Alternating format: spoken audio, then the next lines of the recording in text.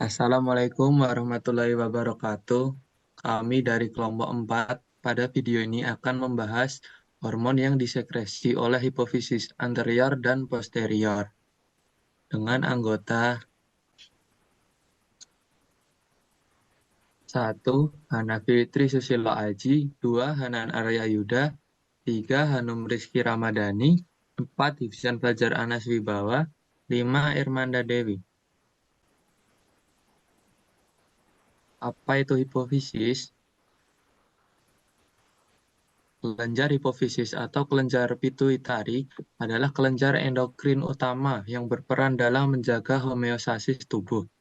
Kelenjar ini menghasilkan hormon-hormon penting seperti hormon kortisol, hormon prolaktin, dan hormon pertumbuhan. Kelenjar ini terletak pada lekukan tulang selatur sika di bagian tengah tulang baji. Kelenjar ini ukurannya hanya sebesar kacang polong, tapi pengaruhnya sangat luar biasa karena menghasilkan hormon yang sangat banyak. Kelenjar ini terdiri dari dua bagian, yaitu bagian depan dan bagian belakang, yang nanti akan dijelaskan pada slide berikutnya. Kelenjar hipofisis ini dijuluki Master of Glands, karena kelenjar ini menghasilkan hormon yang mana hormon yang dihasilkan ini memberi pengaruh kelenjar lain untuk menghasilkan hormon. Next.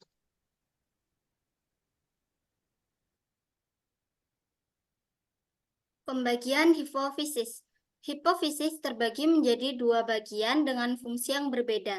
Pertama yaitu hipofisis anterior, yang menghasilkan hormon-hormon penting dalam tubuh.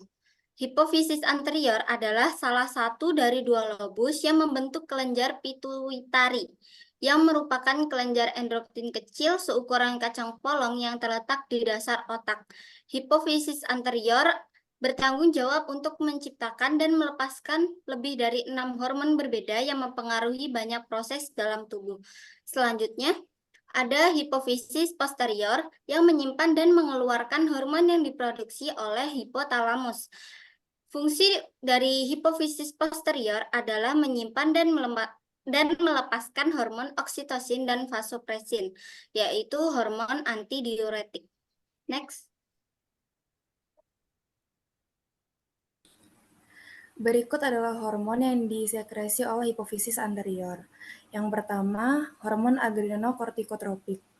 Hormon ini mendorong kelenjar adrenal untuk menghasilkan kortisol yang penting untuk mengatur metabolisme, sistem kekebalan tubuh, dan respon terhadap stres serta hormon lainnya. Yang kedua, ada hormon prolaktin. Hormon ini merangsang produksi ASI setelah melahirkan yang dapat mempengaruhi siklus menstruasi, kesuburan, dan fungsi seksual. Yang ketiga, ada hormon pertumbuhan. Pada anak-anak, hormon ini mempromosikan pertumbuhan, sedangkan pada orang dewasa, hormon ini membantu untuk mempertahankan kesehatan otot dan tulang serta mengatur distribusi lemak. Selanjutnya, ada hormon thyroid stimulating. Hormon yang dilepaskan kelenjar pituitari untuk memicu tiroid, memproduksi dan melepaskan hormonnya sendiri, seperti tiroksin atau T4 dan tridotironin T3. Hormon tiroksin sebetulnya merupakan bentuk non-aktif dari hormon tiroid. Saat dibutuhkan oleh sel dan jaringan tubuh, hormon tiroksin akan diubah menjadi bentuk aktifnya. Hormon tridotironin atau T3 merupakan hormon tiroid yang sudah berbentuk aktif. Sebanyak 20% hormon tridotironin disekresikan oleh kelenjar tiroid secara langsung ke dalam darah, sedangkan 80% lainnya dihasilkan melalui pengubahan hormon tiroksin oleh organ ginjal dan hati. Lalu ada hormon luteinizing, yaitu hormon yang merangsang pelepasan sel telur dari ovarium dan memproduksi progesteron pada wanita atau testosteron pada pria. Lalu ada hormon follicle stimulating, yaitu hormon yang merangsang pembentukan sperma di testis dan sel telur serta estrogen di ovarium. Next. Selanjutnya yaitu hormon yang disekresi oleh hipofisis posterior. Yang pertama ada hormon vasopressin atau yang biasa dikenal dengan hormon antidiuretik. Hormon tersebut bertanggung jawab dalam mengatur keseimbangan cairan tubuh dengan mengendalikan jumlah air yang direabsorpsi oleh ginjal saat proses penyaringan limbah dari darah. Yang kedua adalah hormon oksitosin yang memiliki peran penting terutama pada perempuan saat melahirkan. Oksitosin membantu memfasilitasi proses persalinan dengan merangsang kontraksi rahim, merangsang keluarnya ASI, dan mempengaruhi pembentukan ikatan emosional antara orang tua dan bayi.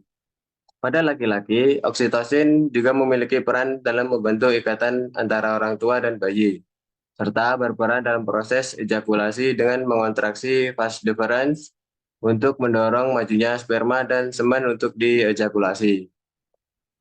Sekian dari kelompok kami. Wassalamualaikum warahmatullahi wabarakatuh.